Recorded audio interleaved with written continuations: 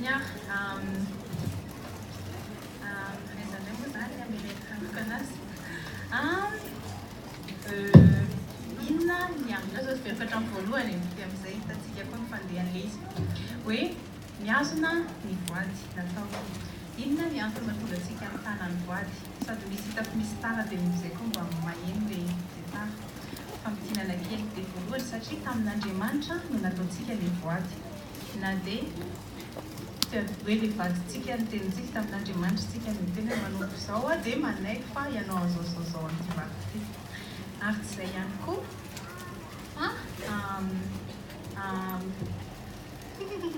tamin'Andriamanitra ny nataony voady dia faharoa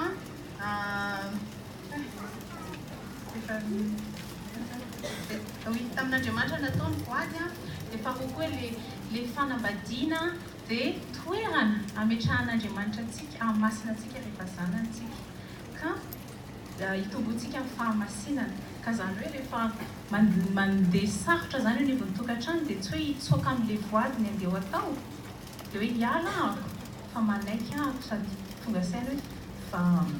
toerana ametrahan'Andriamanitra anay hitomboko amin'ny fahamasinana ilay izy satria voalohany indrindratsika rehefa mifonjeny Jesosy Kristy tsy nivonjeny fotsiny tsika hiaina ntsony ny tenantsika amin'ny fiainantsika fa hiaina hanome voninahitra anazy ka hitombo amin'ny fahamasinana ao aminy ka raha tsy sarotra raha tsy misy ny sarotra alovany eo amin'ny fiainantsika maneho antsika ny fahotantsika dia tsy afaka tsika nanaisitra ny fahotany eo amin'ny fiainantsika fa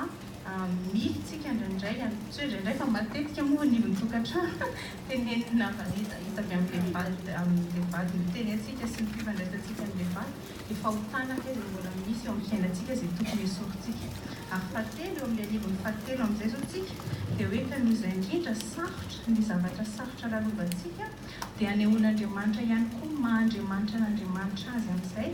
sy ny hoe iza tsika tokony hamitehatra azy amin'izay ihany koa dia misy point maromaro nenodiny hitatsika teo fa nisan'ny point farany nijerentsika dia hoe ahafahantsika mitombo amin'ny toetra ihany koa toe-mpanaraka an'Andriamanitra dia amin'ny point faefatra tsika izao faefatra dia hoe hikatsahantsika ny zavatra hitako mahafinaritra ity hikatsahantsika ny fifaliantsika sy ny fahasambarantsika amin'Andriamanitra fa tsy amin'ny vady dia zavatra sarotra mandalo amin'ny fiainantsika zany matoantsika hitantsika hoe mafy sy sarotra izy dia indraindray tsika diso fomba fijery eritreretintsika fa le vadintsika no hanome fifaliana ao antsika eritreretintsika fa le vadintsika no hanome fahasambarana antsika ary izay moa rehefa entenenina hoe ka ny anambadiky adananao fa ozy izy Andriamanitra hoe tsy ny vadinao ny hanome fiadanana sy fahasambaranao anao fa izaho ka raha mbola any akafo ianao ny hitady ny fahasambaranao sy ny fiadananao dia ho esoriko ho hitsapanao hoe za rery ihany afaka manome fiadanana sy fahasambaranao anao ka amin'izao vaninandro iainantsika izao izay miaratsy sy miroborobo dia miroborobo koa ny fahotana tsy ivelany ihany fa any amin'ilay fomba fisainana mihitsy ihany koa dia amin'izao tsy dia mitatsika intsony hoe mampiatra an'izany fandeferana izany toa manodidina eny fa na isika fa inona ny zava-mitranga za foana aloha fitiavatena fa ny voalohany indrindra ka rehefa tsy metimety aho dia avela foany tsy azahoako tombony ity dia aleoko za hiala tsy azahoako tombony ihany ny ataoko dia mampalahelo fa izay koa ny toe-tsaina entintsika eo anivon'ny tokantrano indraindray miditra ao tsika satria eritreritra fa ahazo zavatra ka rehefa tsy voavaly ny zavatra ny eritreretintsika iny dia eo amin'izay tsika te hitady lalana hivoaka dia ahoana mieritreritra tsika zany fa amin'ny zavatra hita maso sy amin'ny zavatra materiel ty ivelany no azahoantsika ny fahasambarantsika sy ny fiadanantsika fa ahoana kosa nefa ny fomba fijerin'Andriamanitra dia Andriamanitra eo amin'ny Salamo 120:1 dia izao ny teneniny hoe sambatra izay mitandrina ny teny vavolombelon'i Jehova ka mitady azy amin'ny fo rehetra tady aniza tady an'Andriamanitra amin'ny fo rehetra tian'Andriamanitra tsika hikatsaka ny fahasambarantsika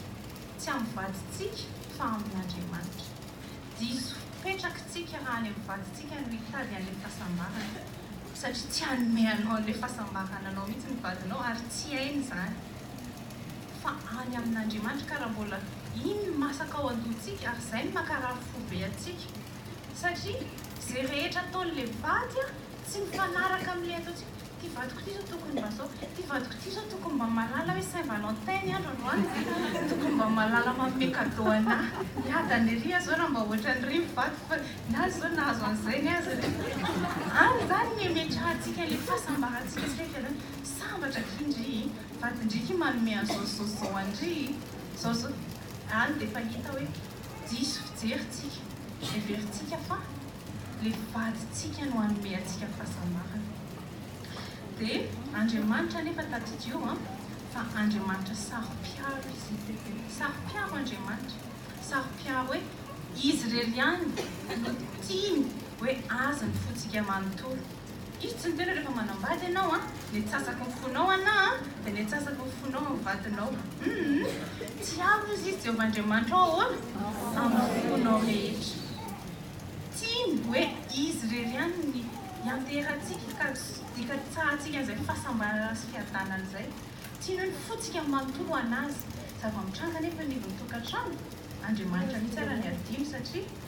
tiako loatra ilay vadiko dia izany efa tsy tiany mihitsiny dia androany zao zay tokony zao dia jerenareo amin'izay fa tena efa naka ny toeran'Andriamanitra amin'ny fiainantsika ilay vady indraindray dia malahelo tsika satria tsy arakaraka ilay fitiavana ohatran'ny hoe omentsika anazy nefa nomeny antsika izay fijerintsika anazy fa ny tena marina diso mihitsy ny fomba fijerintsika na fijerintsika ny fitiavana na ny fomba fijerintsika ny fahasambarana. Dia izay ilay izy hoe raha mbola misy zavatra eo amin'ny fiainantsika mety ho vady io na mety zavatra hafa indraindray mety kosokotsika hoe raha tsy mahazo andria raha mahazo andriasy ry zao dia miadana dia atao zao rehetrarehetra zao zahoana an'iny asy iny dia aveo rehefa tsy nahazo an'ilay izy dinany lasa kizitina tezitra malahelo rehetrarehetra dia ohatran'izay izay mahatonga ihany koa ilay fahoriana eo anivon'ny tokantrano satria tsy mahatanteraka an'ilay zavatra tianao fenonao amin'ny fiainanao izany ny vadinao. Tsy hatanteraka an'ilay banga eo amin'ny fiainanao ny vadinao satria izy irery ihany mameno an'iny banga iny Andriamanitra. Ka indraindray zany tsika mahatonga antsika ihany koa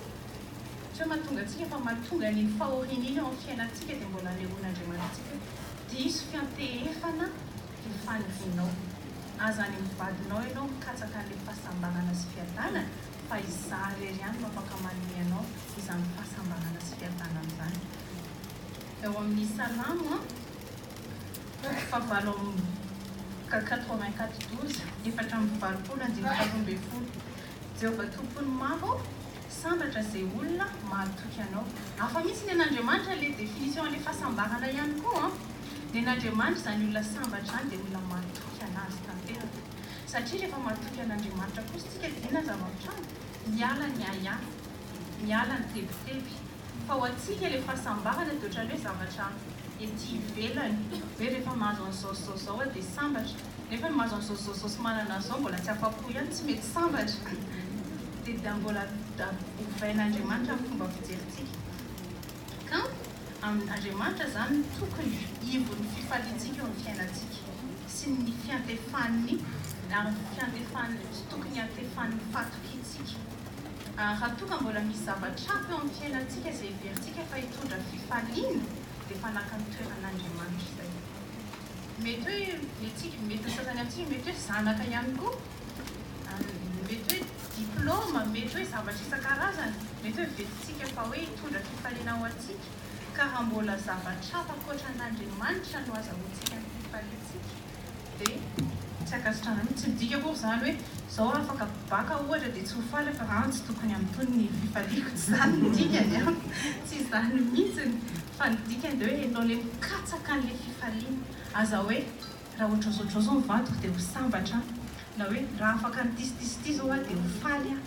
fa ao amin'Andriamanitra fantatra fa raha akaiky an'Andriamanitra izy ny manome fiadananao anazy sy fahasambaranao anahy. Dia indraindray tsika mieritreritra foana hoe taloha tamin'ny andron'ny testamenta taloha no hita be ny hoe fanifotsampy ireny fa miankohaka amin'ny sarin-javatra sotra izany fatadio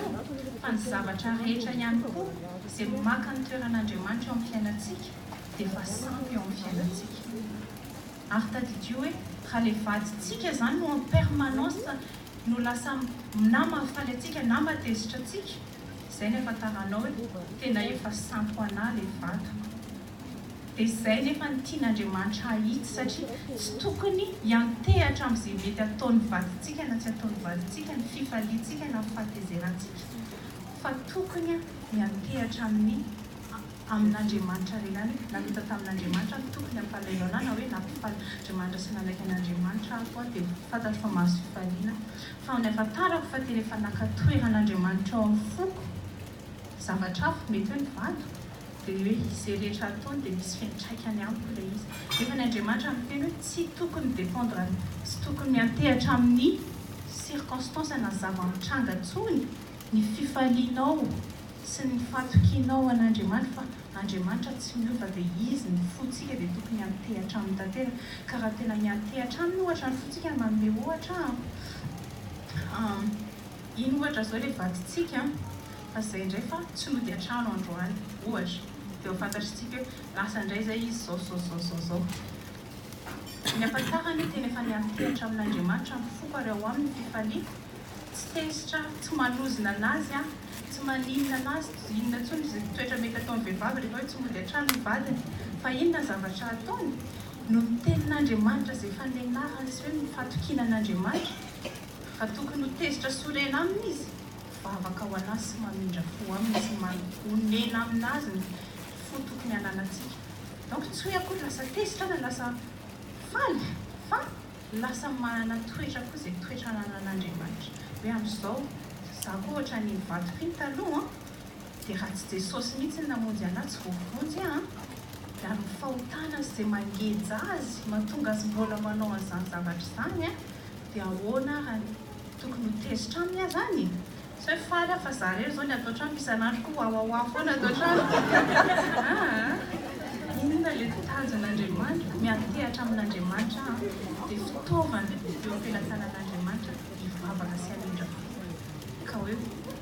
faniriana dia hoe enga ny mba hofonjen'Andriamanitra koa sy taky rehefa namonjen'Andriamanitra. Tareo samy hafa amin'izay ilay fomba fisainana rehefa any amin'Andriamanitra tsika no tady an'ilay fifaliana sy ilay fahasambarana fa tsy ao amin'ilay vady. Fa rehefa ilay vadintsika ny anteratsika amin'ny fahasambarantsika vao tsy mody an-trano izy dia vao aiza ianao aiza aza tapahinao amin'ny telefona aiza ianao aleoko any ianao zao sambatra mihitsy heratsy eo izy izay. Dia farany inona koa mahatonga an'ilay zava-tsarotra eo amin'ny fiainantsika izay hoe anehoan'Andriamanitra eo amin'ny fiainantsika dia hoe hitombotsika amin'ny fanantenantsika an'Andriamanitra. Ahoana moa ny fomba hanantenantsika an'Andriamanitra raha milamina be ny fiainantsika fa tian'Andriamanitra tsika hanantena anazy satria ahoana tsy tiantsika hiantehatra amin'ny tenantsika tanteraka. Indrindra amin'izao vanim-potoana izao hoe samy miseho mahavita azy daholo ny olona tsirairay avy. Izy Andriamanitra hoe tiako ianao hanantena anahy, fanantenanao fa ty amiko fa tsy any amin'ny vadinao na any amin'ny tenanao na any amin'ny namanao misy koa moa miaraka sy miaraka mananao ireo no tena fanantenako. Andriamanitra tiantsika hiantehatra amin'ny tanteraka hanana fanantenanao aminy. Somary lavalava ilay andinin-tsoratra masina anankiray ty fa tsara izy ao amin'ny Petera voalohany andiny fahatelo sy fahavalo. Efa nahoana moa tsika nefa ny tokony hanantenan'Andriamanitra satria baikona fotsiny tian'Andriamanitra hanantena anazy dia manantena anazy. Misy antony izay afaka mampahery antsika hanantenan'Andriamanitra amin'ny zavatra sarotra lalovantsika. Dia jerena ny tenenin'ny Petera hoy izy hoe isaorana ny Andriamanitra Rain'i Jesosy Kristy tompontsika izay niteraka antsika indray, izany hoe mazava ho azy ho an'olona efa kristianina izany, izay niteraka antsika indray araka n'iny ny habean'ny famindrampony, mbola tsy indrina ihany efa ny famindrapon'Andriamanitra na voavonjy antsika. Ho amin'inona amin'izay ho amin'ny fanantenana velona tamin'ny nitsanganan'i Jesosy Kristy tamin'ny maty, ho amin'ny lova tsy mety simba, tsy misy loto, tsy misy levony, voatahiry any an-danitra ho anareo. Eto izany izy dia efa miteny misy zavatra nefa voatahiry antsika, voatehirizin'Andriamanitra ho antsika any an-danitra izay arovany herin'Andriamanitra amin'ny finoana ho amin'ny famonjena efa vonona seho any amin'ny farany. Ka izany izy no iraviravonareo na dia ampalelovina vetivety ankehitriny amin'ny fakapana maro samihafa azy ianareo, raha tsy maintsy izy izany mba ho hita ho fiderana sy voninahitra fankalazana ny fizahan-toetra ny finoanareo izay tsara lavitra ny volamena mety ho siny na dia voazatoetra amin'ny afo azy dia amin'izehony Jesosy Kristy izay na dia tsy mbola hitanareo azy dia tianareo ary na dia tsy hitanareo ankehitriny azy nefa satria inonareo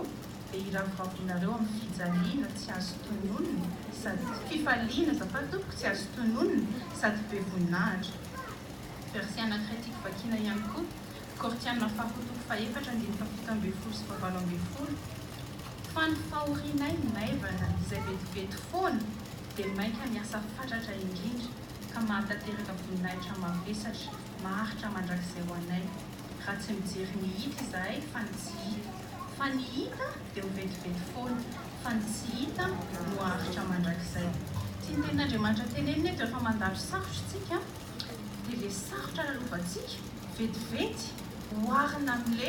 fiainana mandrakizay izay hiandry antsika. Ary le fiainana mandrakizay tsy hoe fiainana mandrakizay fotsiny fa misy lovasoa tehirizin'Andriamanitra ao antsika.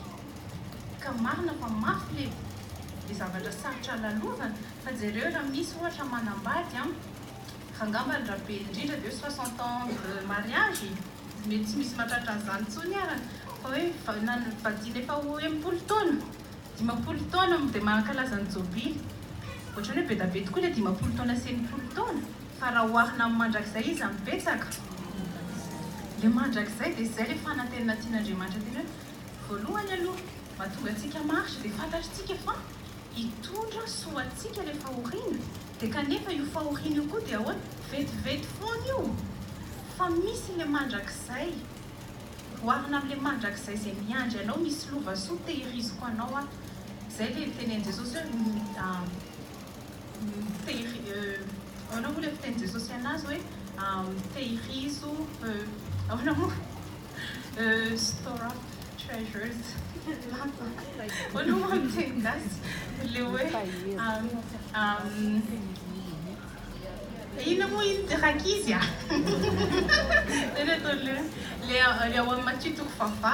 hoe toko fahenina Matthieu 7 hoe manangona rena any an-danitra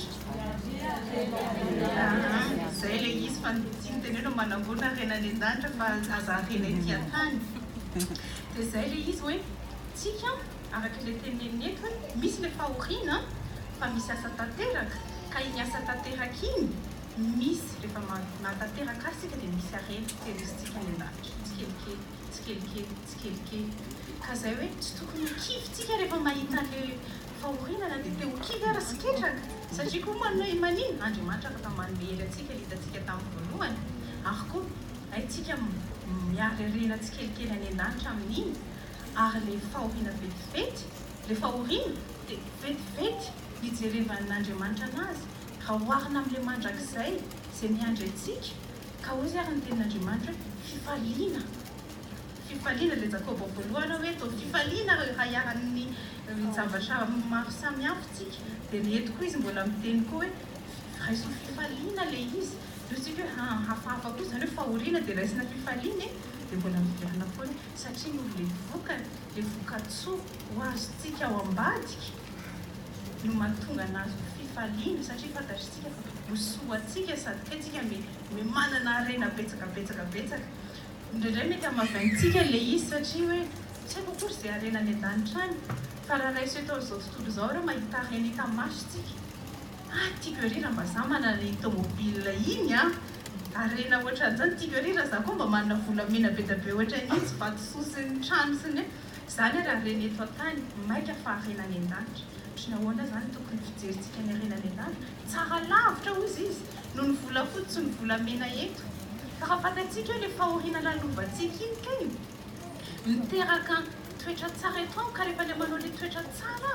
dia manangona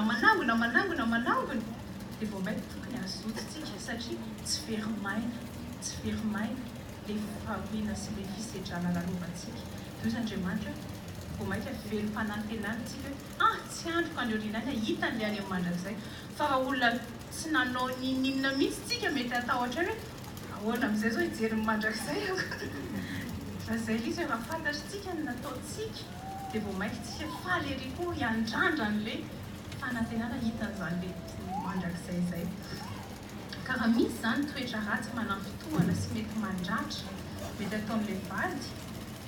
dia ahoana no tokony ho fihetsintsika ny fomba fijerintsika izany raha hampiaritsika ireo tenin'Andriamanitra zay nianarantsika ireo dia naka ohatra anankiray ato hoe ohatra hoe andro tsy fiasana hony tatsika moa zao maly misy andro tsy fiasana zao tsy hay zao zany raha nitranga maly andro tsy fiasana afaka ho herinandro dia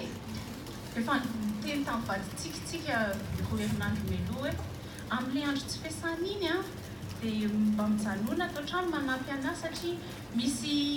misy an'le ao an-dakozia eo fa potika be mihitsy dia tsy vitako zare fa mila anao mihitsy aho manampy anazy fa sahirana foana isaky mahandro sakafo sy le mampiditra an'le manasa lamba sy ny eo no tena itsika dao no tena ilaiko mihitsy tsy tsika tena eo tena ilaiko mihitsy ianao mijanona amin'io andro tsy fiasana io iny arany tonga amin'izay zany le andro tsy fiasana dia nanaiky tsara mivadina hoe okey iny arany tonga amin'izay ary ty le andro tsy fiasana androany io izy eo fa hitanao fo maraina miomana mikanjo dia lasa ho izy andeha mivoaka ny trano dia lasa dia hoe fa ahoana nga andeha indray ie nisy programme tampotampoka be tao ampiasana maly hoe hiaraka daholo zay anao baolina dia lasa eo amin'izay ahoana amin'izay ny mpiaratsika an'le tenin'Andriamanitra zay nianarantsika teo raha raisitsika le point dimy teo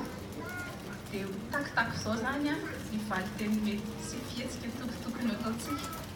dia voalohany aloha dia resaka momba an'le hoe toetra an'Andriamanitra dia hoe te-hampaneho toetra ny Andriamanitra amintsika hoe azo anteherana izy manome hery izy ary mihaino fitarainana izy dia izao ny ataotsika ao an-tsaina hoe tena sarotra amiko tokoa izao zavatra izao ary matsiaro-kitraka taditadokivy kanefa fantatro fa Andriamanitra afaka hanome hery anahy hiatrika izao zavatra izao dia miditra amin'izay amin'le faharoa eo amin'le hoe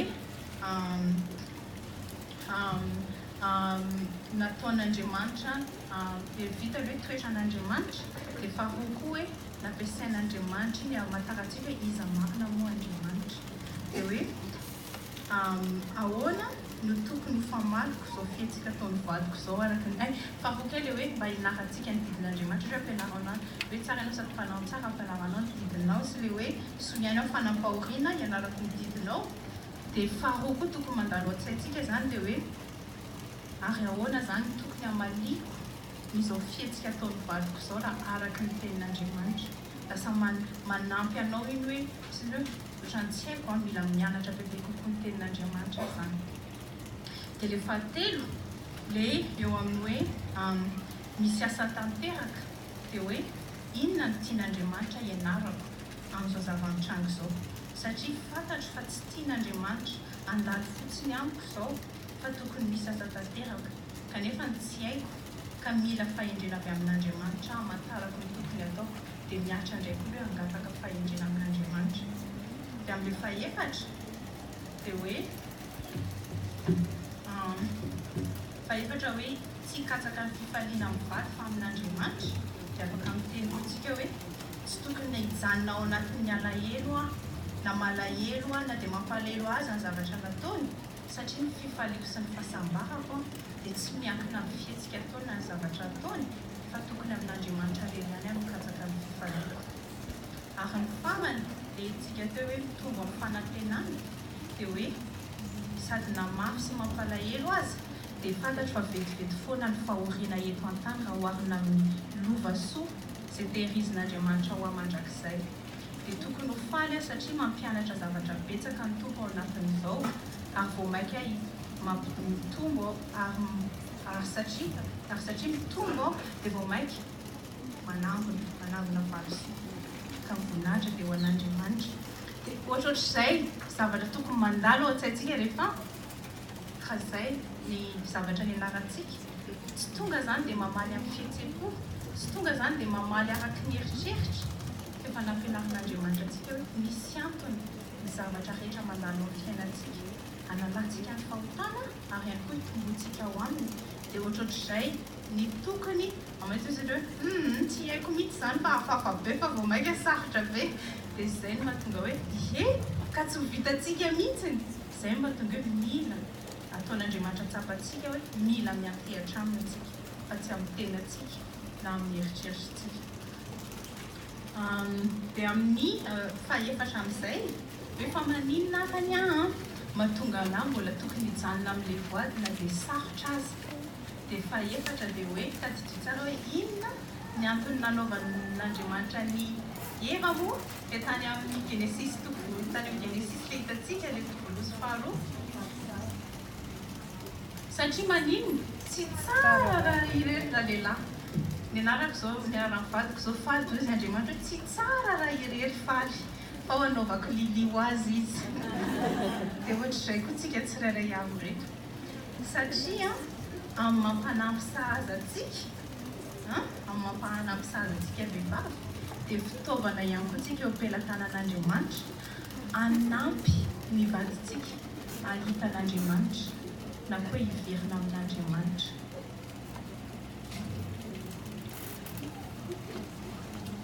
Hitantsika teo aloha kely teo ilay namoronan'Andriamanitra ny Adama sy Eva. Dia efa ilay tenentsika teo moa hoe tsy tsara raha irery na lehilahy. Dia iny fa nanaovan'Andriamanitra ny Eva. Dia ohatran'izay ihany koa eo anivon'ny tokantranontsika tsy tsara raha irery raha ilay vadintsika nanaovan'Andriamanitra antsika.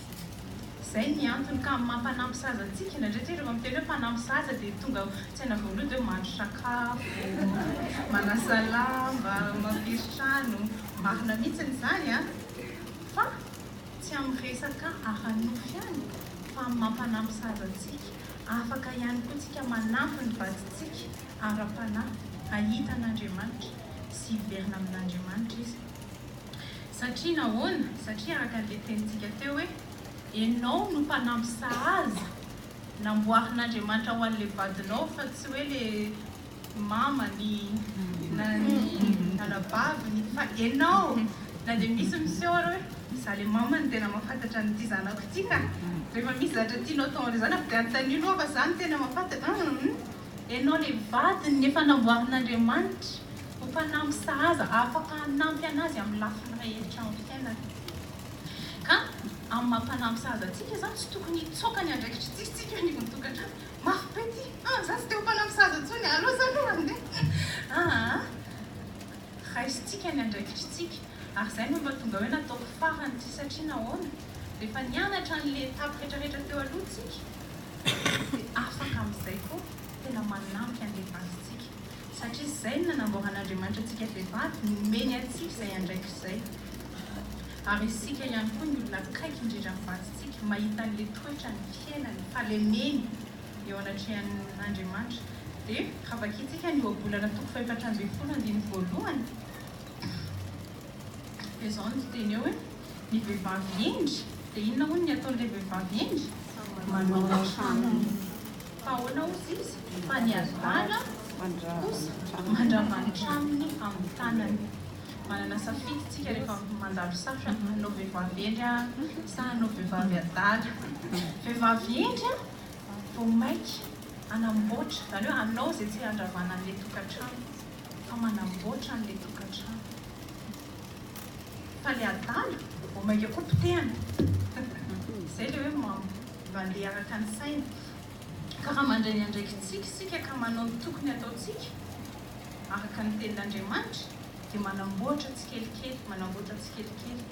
ny tokantranontsika. Fa raha misafidy kosa tsika ny tsy hanao sitrapon'Andriamanitra fa hamaly ratsy ny ratsy sy ny rehetrarehetra ilay hitantsika hoe tsy araka ny tenin'Andriamanitra dia inona ny ataontsika amin'iny? Tsika ihany dia tsika ihany no mamotika ny tokantranontsika. Ho amin'ny Petera voalohany toko fahatelo andiny voalohany sy fahaenina. Petera voalohany toko fahatelo andiny voalohany sy fahaenina. Ary toy izany koa ianareo vehivavy manaiky ny vadinareo mba ho voatoana amin'ny fitondran-tenany vavy izy na dia tsy amin'ny teny azy. Eto Petera amin'ny teny hoe ie, ilay lehilahy tsy manaraka ny tenin'Andriamanitra mihitsy ie le lehilahy tsy manana tsy mandeha araka ny sitrapon'Andriamanitra nefa inona ny tenenin'Andriamanitra hoe mety hahatonga anazy io mila teniteneninao fa matetika izy zay le tenenin'Andriamanitra mila alefanareo any amin'ny mamany matetitetika izy le fitondrantenan'le vavy no ampiasain'Andriamanitra ary ianao le mpanampy sahaza le vadiny eo akaikany ampiasain'Andriamanitra anovana satria nahoa tian'Andriamanitra ho voavonjy koa izy tian'Andriamanitra ho vaina koa izy fa tsy afaka hitentsika izy zany efa mivonjen'Andriamanitra fa io tena mpanota be io kosa aloha tsy hovonjen'Andriamanitra mihitsy io hoe tovy mihitsy tsika na zana izy samy mpanota ninona mety fahotana ratsy nataony satria araka le tenentsika tamin'ny voalohany matetika le fahotana ratsy ataony ihany hitantsika fa le atsika tsy hitantsika hitantsika tena ratsy be mihitsy le zavatra ataon'le vadintsika fa itsika koa dia tena mitovy araka le romanina toko fahatelo iny samy mpanota tsisy mendrika tsisy nitady n'Andriamanitra mitovy tsika tsy misy hoe za tsaratsara kokoa izy ratsiratsy kokoa kanefa dia namindran'Andriamanitra foako ary Andriamanitra namonjy ary ankehitriny dia ampiasain'Andriamanitra fitaovana entina ihany koa amonjena ny vadiko na hoe iverena ny vadiko amin'Andriamanitra hitanareo izay le sary lehibe an'le tokantrano be da be ny zavatra tian'Andriamanitra zavatra tsara be da be tian'Andriamanitra voatra ao amin'n'le tokantrano na amin'le zavatra hitantsika hoe ratsy sy mafy iny arany ka manombo izao tsika rehefa mahita an'le vadintsika manao tsy mety na sarotra amintsika le zavatra ataony dia tadidio hoe tsy misy mpanampy sahaza akaiky azy afaka hanampy anazy io fa izany mpanampy sahaza akaiky ka le fiatsika ataontsika le teny ataontsika ve tena manampy an'le vadintsika hitan'Andriamanitra za vao mainka analavitra an'Andriamanitra tsika hitany miangona foana isan-kalahady hitany mamaky baiboly isan'andro nefa ny le fiatsika ataontsika aminy raha vao manao tsy mety izy na le toetra ataontsika aminy raha vao hitantsika fa tsy nanao ny eritreriny tsika izy dia ahoana mampisitona azy io baiboly io vakina foana ianao mandeha miangona fa zao ny anaovanao na tena te hanaraka an'Andriamanitra mihitsy amin'izany teniteneninao analavy zany ve dia zay hoe mila mitandrina tsika fa tadidio hoe le nilarantsika teo lasa ohatra tsika ary ohatra voalohany indrindra amin'le vadintsika ka tsy amin'ny tenitenentsika fa amin'le fitondran-tena sy fankataovantsika ny tenin'Andriamanitra rehefa mandalo sarotra tsika ay tena fitaovana lehibe afaka ampiasain'Andriamanitra koa tsika hanampy an'ny vadintsika ahitan'Andriamanitra pitoroteny toko faefatra andimy fasivy sy fafolo tsara ny roa noho ny ray fa misy valany tsara ny fisasahany raha misy lavo izy dia ren'ny namany fa mahantra ny lavo izay tsy manana namana anarany mampalahelo nefa le vadintsika manana antsika namana kanefa izy rehefa lavo tsisy manarina tenin'Andriamanitra eto miteny hoe sambatra le namana sambatra le namana le anakoho zany dia hoe sambatra ianao satria rehefa lavo ianao dia misy manarina fa mahantra le lavo tsy mba manana namana anarina tsika nefa ny tokantrano anakoho rehefa lavo izy tsy arenitsika mampalahelo fa zay arenitsika ny vadintsika fa tsy vao maika ratsaintsika na vao maika avelantsika hoe fa avelao zay ve reny antsoin'Andriamanitra atsika ka afaka manampy anarana ny vady afaka anarana le vadintsika zany raha tafalatsaka ao anatin'ny ota izy ary afaka manampy azy koa amin'ny fahalemena ary fantatr'Andriamanitra zany ary zay nametrahan'Andriamanitra atsika tsy fantatr'Andriamanitra ve le toetra ratsy le vadintsika fantany tsara ary tian'Andriamanitra ve iova ve isa tsy tian'Andriamanitra dia iza le fitaovana eo akaikiny nefa napetrak'Andriamanitra eo ho mpanampiny fa matetika mety le mpiara-miasa kosa angambany natsoin'Andriamanitra fa tsy za mila mitandrinatsika ka zay hoe tsy tokony hiala amin'ilay voady izay nataontsika itsika zany na mandalo sarotra azy zany tokantrano satria dia mbola afaka ampiasain'Andriamanitra isika hanampy an'ilay vadintsika ho any amin'Andriamanitra ka rehefa mandalo sarotra dia alohantsika tsy tia tena ntsony fa mahatonga antsika hivoaka anie dia fitiavantsika ny tenantsika matsiaro mijaly be matsiaro izao za fa inona le planin'Andriamanitra inona le planin'Andriamanitra sy ny tsoin'Andriamanitra anao ka Eto am-pamaranana hita sahady fa misy baktery atao fareo eto am-pamaranana dia tiako ny ampaherantsika vehivavy hafa mihitsy ny fiainantsika rehefa manana an'Andriamanitra tsika tsy mitovy fomba fijery amin'izao tontolo izao sy ny fomba fijery izao tontolo izao amin'ny fiainana ary izay mahatonga hoe ohatra ny hoe adaladala tokoa tsika eo mason'izao tontolo izao tokantrano vita sarotra dia inona moa hijanonanao ao fa aokatsika ohatra satria fantatritsika ilay zavatra antenaitsika fantatritsika ny antony fantatritsika koa fa Andriamanitra tsara ilay Andriamanitra tsika sady tiantsika ka raha misy amintsika mbola tsy nanana ny famonjen'i Jesosy Kristy dia vao maika sarotra lavitra ho anao satria nahoana ilay fahoriana iainanao anivon'ny tokantrano tsy hoe hitombo anao amin'ny fahamasinana mihitsiny satria tsy afaka hitombo amin'ny fahamasinana ianao raha tsy efa zanak'Andriamanitra ka lasa miaina an'le vokatry ny fahotana fotsiny fa ho antsika izay efa zanak'Andriamanitra izay hoe ilaina voalohany indrindra aloha ny fifandraisanao amin'Andriamanitra iravina tanteraka mety niezakezaka foana ianao teo aloha mba ho voavonjy fa tadidrio fa famindrapon'Andriamanitra sy fahasoavany iray ihany mahavonjy anao dia mangatà aminy amindrao fo ahako ary aoka ny fahasoavanao amiko vonjeo aho fa mafy tokoa ilay fiainam-pahotana izay misy ana amin'izao angamba tsy mahafantatra matoantsika miresaka